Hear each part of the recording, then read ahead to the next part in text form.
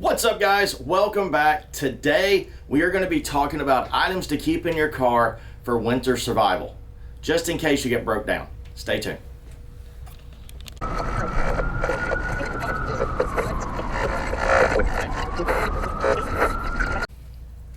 Alright guys, so today we're going to talk about some items that I would keep in my vehicle in a winter survival situation.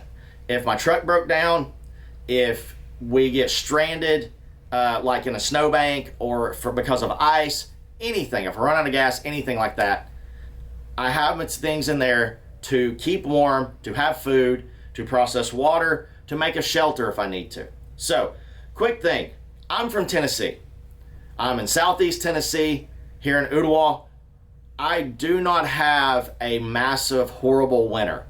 We will have a few days where it will hit zero, but really within the week or 2 weeks, of that happening in late December or January, it's over with. We do not have massive snowstorms, but once in a blue moon. We don't have massive ice storms. So the people who go through those things, if you would, please leave comments of things that you leave in your vehicle and have in your vehicle to help you in those situations, because I don't need them, so I've never really looked into that.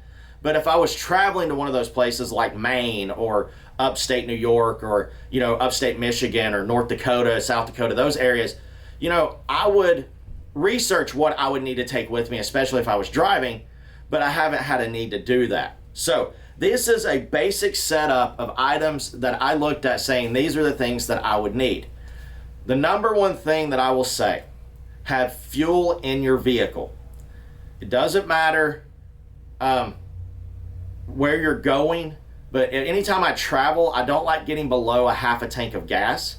So I always like about a half a tank mark, I always go fill up just in case something happens, because that vehicle will be a lifesaver or a death trap. Because if you have the fuel, you can run the heat intermittently and things like that to be able to, keep yourself warm along with blankets and stuff.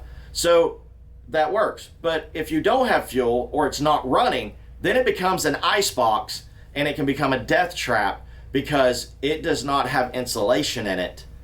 So you will be very cold very quickly. So things I'm going to talk about first. My first thought was staying warm. So the number one thing and the first thing that I thought about is everyone in your vehicle needs to have a wool blanket. The reason why I like wool blankets, because even if they get wet, they will still keep you warm, and they hold in so much heat, and they don't have to be 100% wool blankets. But I will say, get a decent size. So like if there's 3 people in the back seat, like the kids are in the back seat, everybody can have one, or you can layer them. But a nice wool blanket, this one's 51 by 80, so it's big enough to cover 2 people sitting in the back seat. They can be covered up, they can stay warm. Wool blanket, they also pack down well, so you can stay warm. Now, that is for every person in the vehicle. You don't need to be trying to share blankets as much, as even though your close body heat will keep you warm also, but you don't want to be like somebody on the end not have enough. So everybody gets a blanket. If there's 4 of you in the car, have 4 blankets. They don't take up a lot of room. At least have, like, if there's 3, have 2 blankets for those 3, and then have a blanket up front for you and your spouse or for you. But have enough for everybody to be able to stay warm and really cover up with it, especially if you have to walk, you can be able to cover up. The other thing is stuff that you take with you, like carry jackets, carry the proper shoes, carry proper socks, the proper attire for the climate you're going to. I've seen a lot of people will like step off of an airplane from Florida into like New York and be wearing shorts, and it's like 12 degrees up there, and they're like, oh, it's freezing. It's like, you knew you were going there. Take the stuff carry the clothing that you need and be able to layer also. Another thing, some very warm socks. If your feet get cold for some reason, with me, my whole body gets cold. And if you can't walk because your feet are too cold, that is a death sentence. Other things that I also recommend people keep, if you're not able to have the space for the wool blankets, is at least keep the Mylar emergency blankets and keep one for each person. You can even insulate your surrounding like shelter with it also. to be able to reflect the heat in from a fire. I'll get into fire making and stuff here in a minute, but this emergency blankets, again, or the emergency ponchos. Both of these are Mylar lined. Again, it's going to keep in your body heat. It's going to keep you very warm. And if you're not able to have the wool blankets, or have these and the wool blankets, so you're going to stay warm and keep your core body temperature up, you're not going to go hypothermic. Also, gloves, hats, all that stuff, make sure you pack those things. So the next thing, if you have to leave your vehicle, being able to make a fire. So one of the things that I carry with me 99% of the time, and I don't know why people don't do this, is carry a lighter. Just a basic, just lighter. This one has a crazy big flame on it, but a basic lighter, and also some stormproof matches. Put these in a baggie though, so they'll stay dry. So the box will stay dry and the strikers will stay dry. But if you have the ability to make a fire, you're going to need to have to be able to process water to stay warm and to signal for help if you're on a back road. All right, next thing is water purification. Now, if you have the ability to have snow or anything around you, don't eat the snow. So if you have the ability to have snow right there, and that's a water source, don't eat the snow. It can cause blisters in your mouth, and it will also drop your core body temperature. But if you don't have a canteen, at least carry a stainless steel cup or have an aluminum can, anything. Trash in your vehicle is a survival item, by the way. So, stainless steel mug, this is big enough to boil a good bit of water. Or if all you can do is melt the water, melt the snow, because you are where you're at, you're not able to build a fire, whatever, and all you can do is melt the snow with your body heat, take a straw with you that you can filter water with. This is Frontier straw. They do up to 30 gallons of water. It will pull out pretty much every nasty thing that's in the water, bacteria, viruses, all that.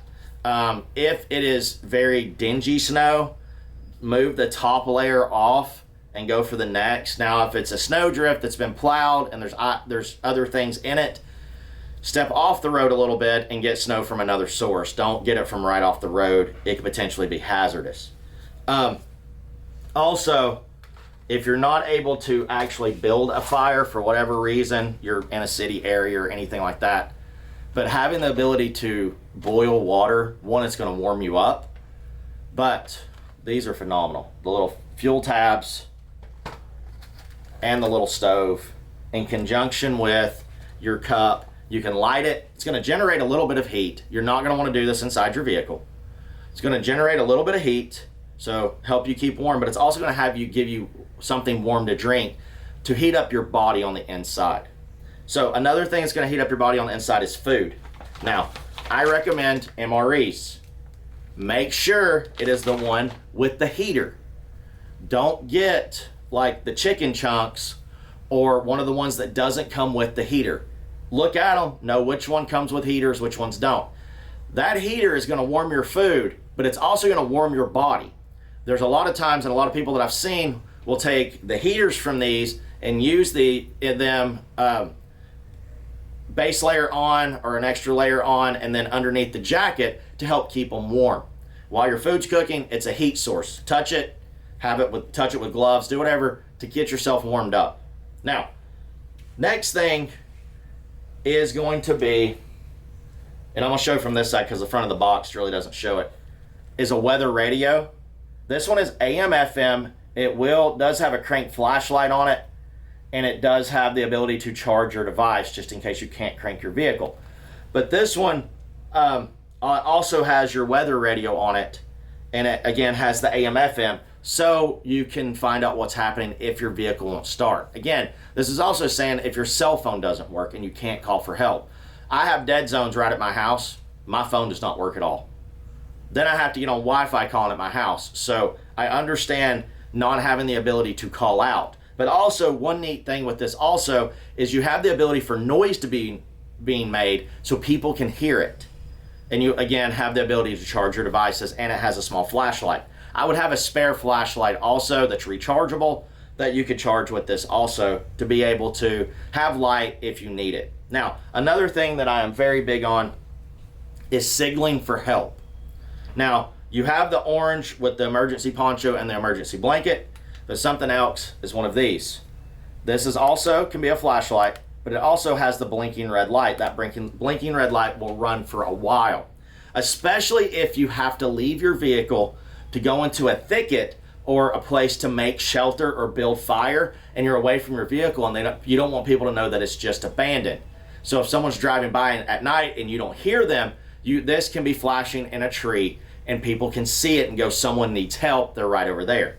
Now, speaking of shelter, you don't have to have anything fancy, but you do have to be able to make shelter. So if you'd like to see videos on making tarp shelters and setting up different configurations, let me know. There's a ton of videos out there, but I can show a few things too on making a good shelter. Now, just have some basic rope.